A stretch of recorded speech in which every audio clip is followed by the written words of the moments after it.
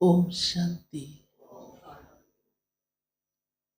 आज प्यारे बाप दादा के अव्यक्त रूप के चले हुए महावाक्य, जो कि विशेष 18 जनवरी स्मृति दिवस पर प्यारे बाप दादा ने उच्चारे। 2010 में बाबा ने उस समय अपना ज्ञान मार्ग में भी आने से पहले का अनुभव संक्षेप में याद कराया। किस लिए?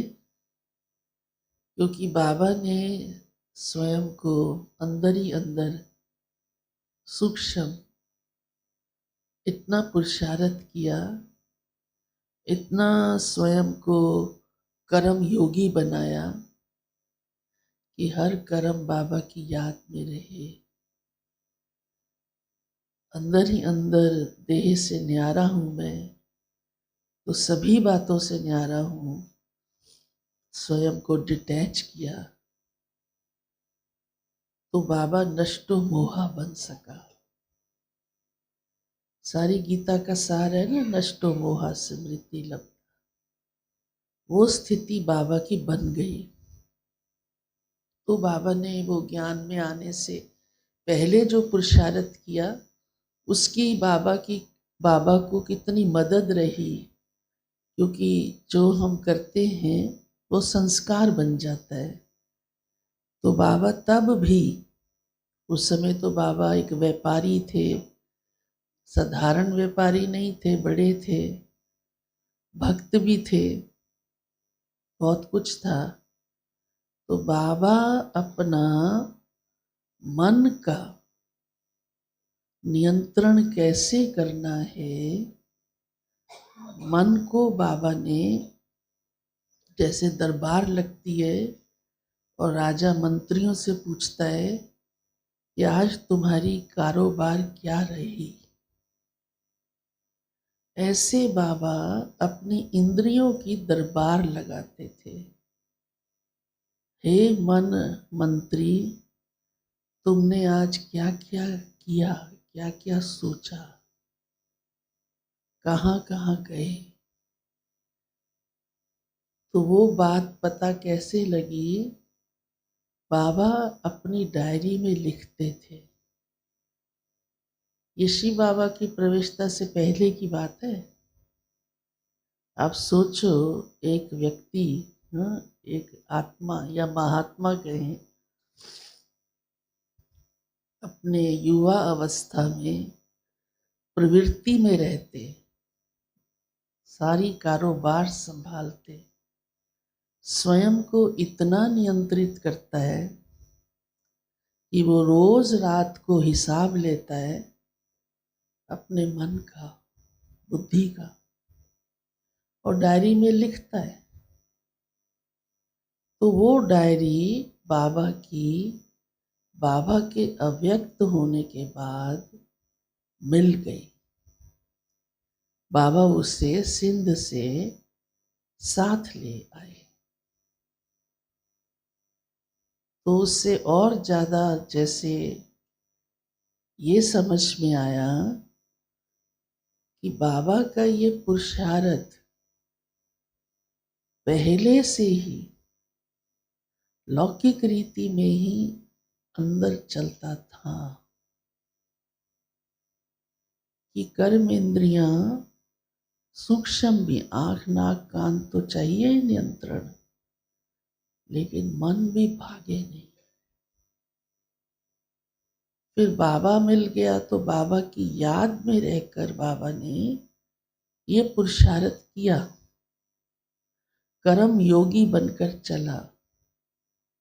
क्योंकि कर्म तो स्थूल इंद्रियों द्वारा होता है ना, देखने का, आँखों से, मुख से बोलने का, हाथ पैर से चलने उठने का, कार्य करने का। तो बाबा ने ये ध्यान रखा कि मुझको ये बाबा की याद में करना है। मन मेरा, मन का तार भगवान से लगा रहे और कर्म मेरा चले। इसलिए बाबा सहज नष्टो मोहा बन गया।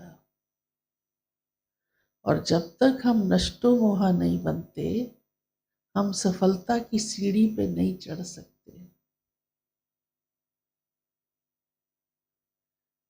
भगवान ने लौकिक रीति से भी जो गीता पढ़ते हैं, भगवान उवाच, हाँ, श्री कृष्ण को कहा, अर्जुन दिखाया, ये श्री कृष्ण ने अर्जुन को कहा।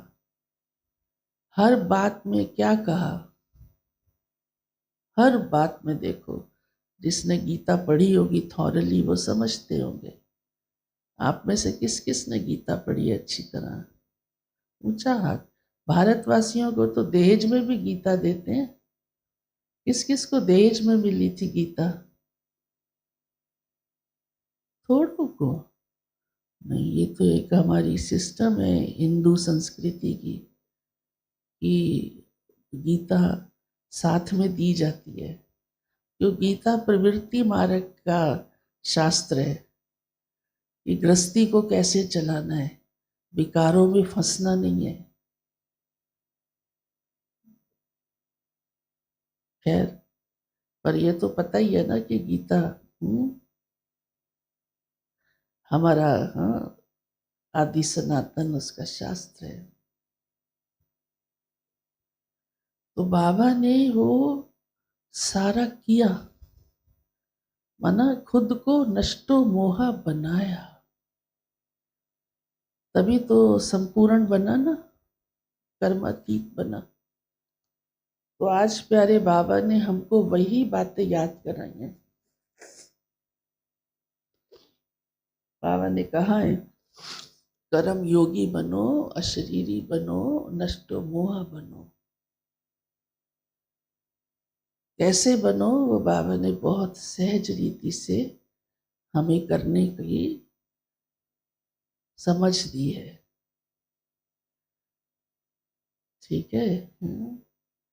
क्योंकि बाबा आए ही उस दिन है जब बाबा अव्यक्त हुए, तो उस दिन का दिन ऐसा होता है कि सभी को ब्रह्मा बाबा की बहुत याद आती है। चाहे किसी ने नहीं भी देखा है तो भी, क्योंकि साकार में करके तो सब कुछ ब्रह्मा बाबा गया ना। चलो निराकार शिव को तो कहते हैं तुम परम धाम वासी है, तुम क्या जाने गृहस्थी कैसे चलती है। जानता तो वो सब कुछ है, लेकिन उसने बसाई और चलाई नहीं। हाँ, पर उसकी गृहस्थी तो सारी दुनिया है। पर ब्रह्मा बाबा तो गृहस्थी में रहा ना, रहा ना, और सारी जिम्मेदारियां निभाई ना, ऐसे थोड़ा नहीं निभाई। लेकिन कैसे? नष्टो मोहा होकर, कर्म योगी होकर, कोई इच्छा नहीं रखी कोई भी, तभी नष्टो मोहा बना ना। तो बाबा ने कहा आज के दिन तो सबको बहुत प्यार आता है, हाँ, साकार बाप की याद आती है। तो बाबा फिर गिफ्ट की बात करते हैं, तो वो सब बाबा ने मुरली में कहा है।